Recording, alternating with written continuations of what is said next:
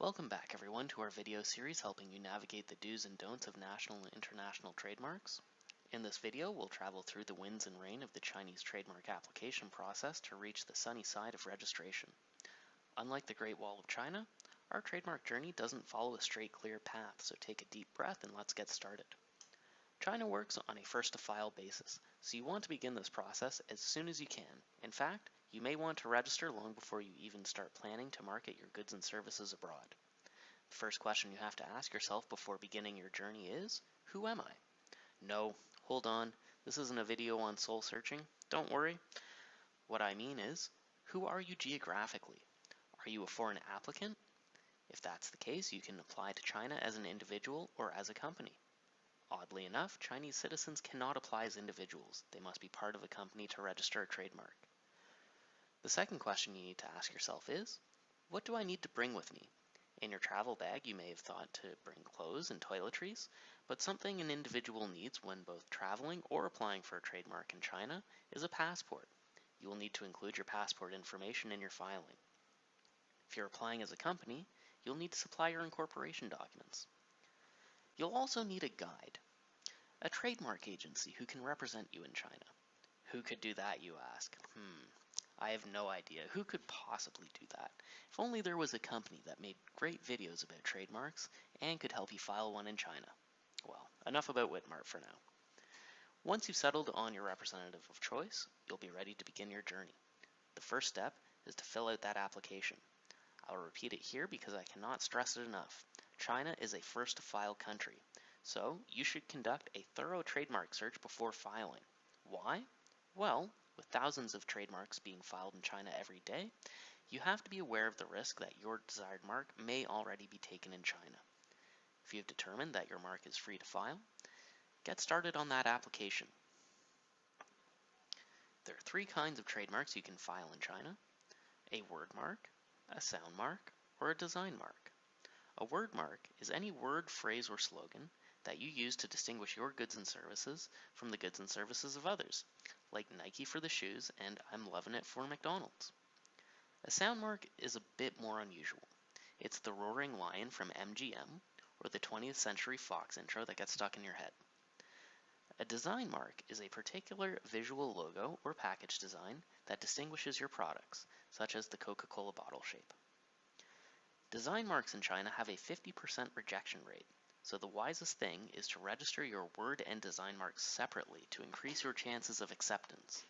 Otherwise, if you put all of your eggs in one basket, you face a higher risk of having both rejected at once. Once you know what kind of mark you have, you need to figure out what classes your goods and services fall under. Now, I'm not going to lie, this is the hardest part of the application. Just like many other countries, China uses the NIS system of classification. It's not as nice as it's spelled, though.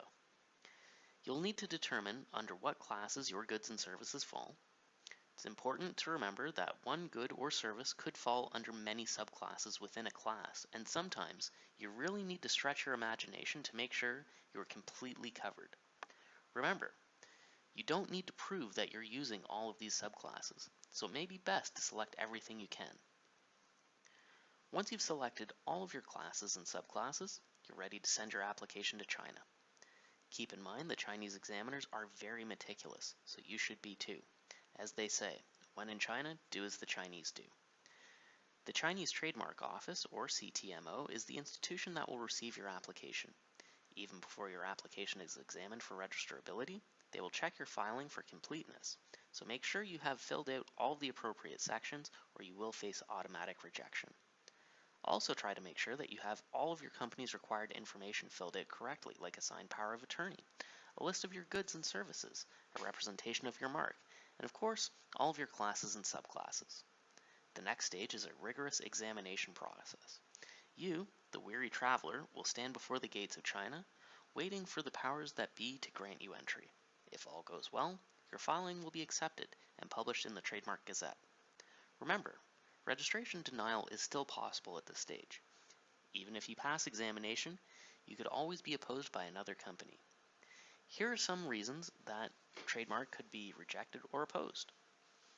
Your trademark has been registered by another business, or your trademark is too similar to another company's trademark, or there is an issue with the details of your filing.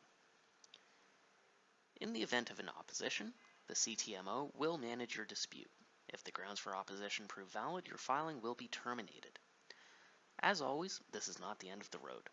For any rejection or termination, you can request a review of the case from the Trademark Review and Adjudication Board, the TRAB, within 15 days of rejection or losing an opposition case. The TRAB will look over your application again and come to its decision. Of course, the best way to avoid any issues is to do your research. Be first to file, and file meticulously. Should no issues arise, your trademark will be registered and you'll receive a certificate of trademark registration, which you will need to renew every 10 years. All in all, the entire process could take 12 to 15 months. And there you have it. You've walked the Great Wall and you hold a Chinese registered trademark in your hands. The whole Eastern world is your oyster, and all you can do now is grow and prosper. Remember, none of this can be done without a trademark agency, and Witmart has everything in place to help you take off to China. Stay tuned for our next video where we are going to get into the legal deal of maintaining your trademark in China. Goodbye for now.